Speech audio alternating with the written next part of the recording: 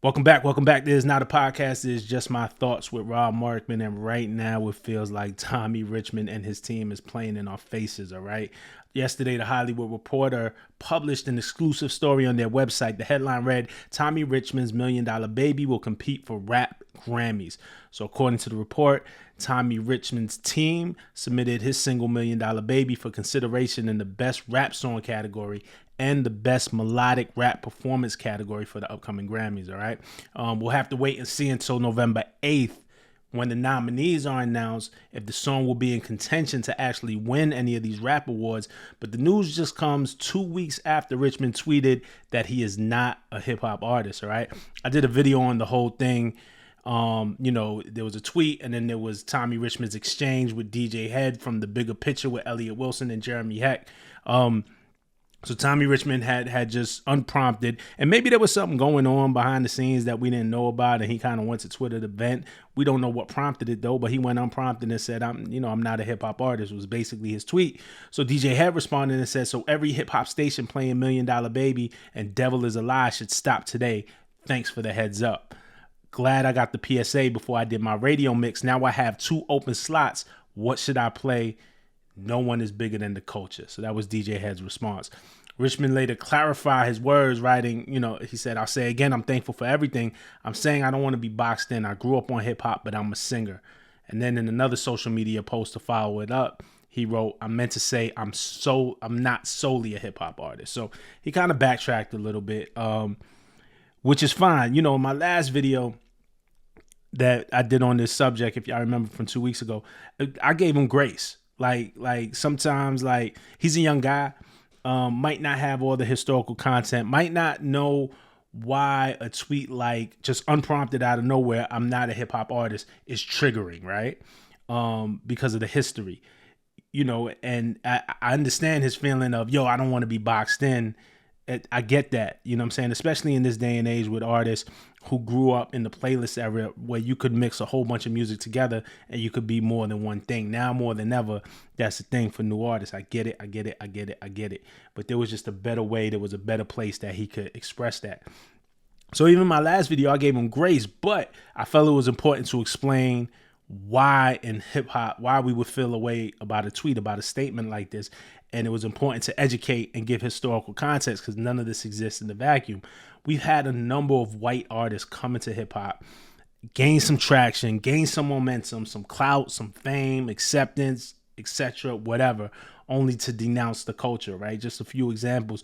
Miley Cyrus did it after she dropped her Bangers album with Mike Will Made It in 2013, and that had absolutely had hip hop elements and was marketed as kind of like a pop hip hop album, like Miley was moving into this hip hop space.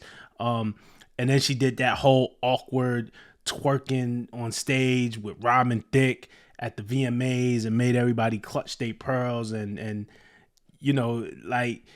to turn around and a few years later, she told Billboard in the 2017 interview that, and this is why she was promoting her pop rock country album, Younger Now, she totally changed her tune. So now she doesn't need the hip hop audience. There's not the Mike Will adjacency. There's not, she was collaborating with like Wiz Khalifa then and all of this. So it was definitely like playing in the hip hop space. So now she's on her pop rock country shit, Younger Now.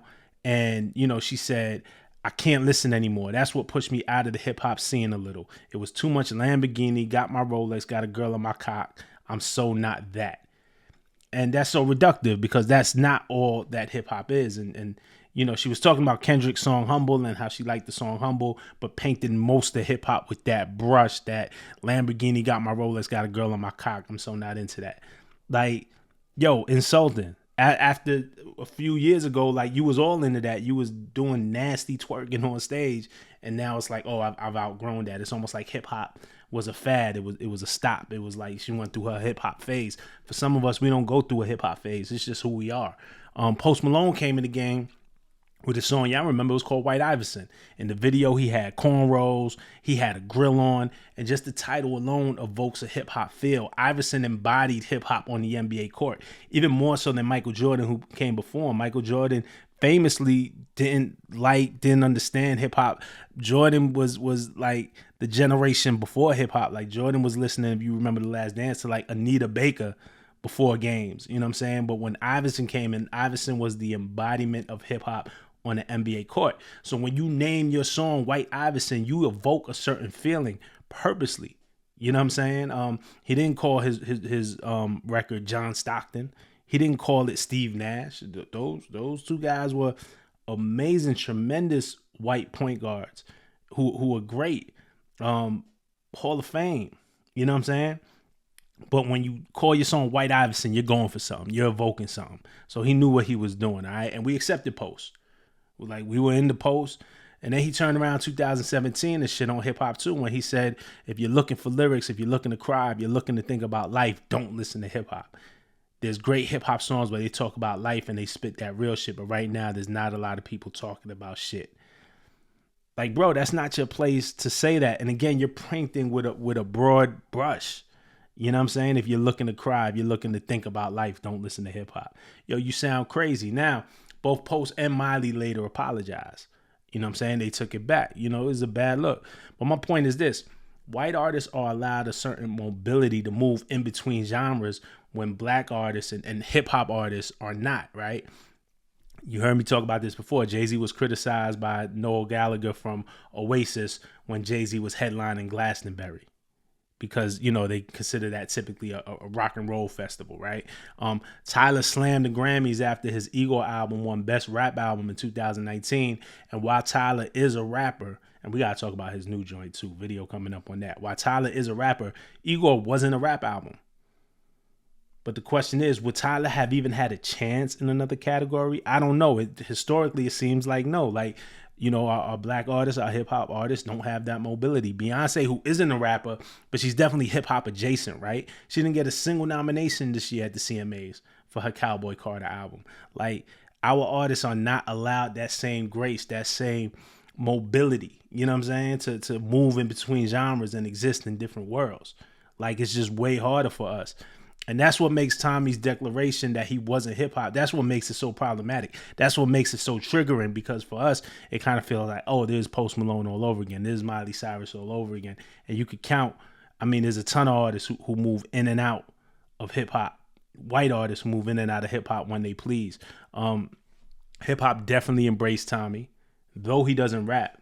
$1 Million Baby played on Hot 97 all day long, and so many DJs supported. I use Hot 97 as a frame of reference because I'm from New York. That was our first hip hop station, our first 24/7 hip hop station. Shout out to Power 105 as well. Another hip hop station we have in 94.7 The Block. But Hot 97 was the first, in a lot of ways, represents hip hop for the city. And Hot 97 played $1 Million Baby all day long. DJ supported it.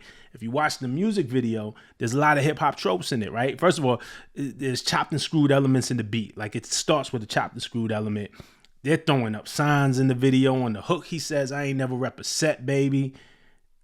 That's hip hop slang. That's street slang. You know what I'm saying? That's gang slang. But you hear that in hip hop. The embodiment of that happens in hip hop. So when you start your song, when you start your hook, "I ain't never rep a set, baby," like, that's not rock and roll. That's not country. That's not, you know what I'm saying? Like, that's not even Afro beats. You know what I'm saying? Like, that's hip hop. You know, he says in the song, he has another lyric, "I'm running up a check."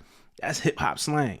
Like, it's just undeniable. Him and his team are throwing money, making it rain in the club. That's a hip hop trope, right? So when you see these in the video, it gives off a hip hop feeling. So people weren't crazy for accepting him in hip hop, embracing him in hip hop, even though he's not a hip hop artist. Again, you made creative decisions to use certain hip hop tropes. So you also can't get upset when now people are confused about what you are and what you represent. He isn't rapping. And to me, you know, I think this is common sense, but you don't have to rap to be hip hop. He's definitely leaning into hip hop in this song to some degree. You know, you can argue the degree into what she's leaning into hip hop, but there are hip hop elements in this song. Now, and we have examples of singers who absolutely exist in hip hop, but don't rap, right? Like Mary J. Blige is a singer, but she represents hip hop culture. Her music, the beats that she chooses to sing over. Ashanti is a singer, but she represents hip hop culture as well. In addition to, Mary J. Blige represents hip hop culture in addition to, by the beats that they use, by just the way they present themselves. Lauryn Hill, Miseducation of Lauryn Hill. There's probably more singing on that album than rapping, but even when she's singing over Wu-Tang samples. That's a hip hop album. Like, there are hip hop elements on that album, absolutely. The late Nate Dogg, a singer. Nate Dogg is hip hop. T-Pain, a singer. T-Pain is hip hop. You know what I'm saying? Ty Dolla $ign, a singer. Ty Dolla $ign represents hip hop in so many ways. So what I'm saying is, for Tommy's team to submit him for best rap performance, best rap song, and best melodic rap performance, now you're taking up space. Because 2 weeks ago, my man said, I'm not a hip hop artist. And he cleaned it up. He said, I'm not solely a hip hop artist. But you made that declarative statement. And for the Grammys, your team, your label, they have to submit your record, and they choose where to submit your record. So submitting the record in the best rap song category was a choice. Submitting the record in best melodic rap performance was a choice. And I think just 2 weeks after, this statement, like, you're saying something. And first of all, you're taking up space. You're taking up space from a hip hop artist who wants to be in that hip hop rap category. Because let's say he gets the nomination. And again, the nominations won't be announced until November 8th. Let's say he gets the nomination. Then that's one nomination where an artist who is like proud to go outside and say, yo, nah, I am hip hop, white, black, or otherwise. Somebody who says, yo, I'm proud to be hip hop. I'm a hip hop artist. Yo, put me in these categories. Now you just took away a slot from somebody who really, really wants to be here. Now, it's unclear when they made the submission to the Grammys. I don't know that. That also has been happening over the last 2 weeks. So I'm not sure the timeline, but it's still a bad look. It's a terrible look. His team also submitted him for non-rap and hip hop categories. They submitted him for Song of the Year, Record of the Year, and Best New Artist, which are all fine. It makes sense. This was a huge record. But to me, it's just a crazy move after the controversy from 2 weeks ago, which has started to blow over. It started to blow over. Now, either you or your team, y'all are just flat out tone deaf. Like, y'all just didn't hear what people were saying. Because a lot of people, people were mad, but like even the tone of DJ Head's tweet, it was more educational. When I made my video, it was more like educational. Like, yo, this is why it's problematic. So either you didn't get the message and you're tone deaf, or you're purposely trying to grab attention by making us outraged. Before, it was like, well, maybe he didn't know, maybe they didn't know. He is a young guy, and coming into the game, you do not have all the historic context. But now it's like, cut it out. Because now it feels like y'all playing in our face. Now it feels like, this just don't matter to you. But this matters to us. Again, there are a certain number of us who are not in the hip-hop phase. Hip-hop is just who we are. And all we saying is respect it. But that's my piece on the subject, man. I just wanted to share with y'all. Y'all know I love talking with y'all in the comments. So like, subscribe, comment, of course. And I'm going to be right in there with you talking about it. All right? Peace.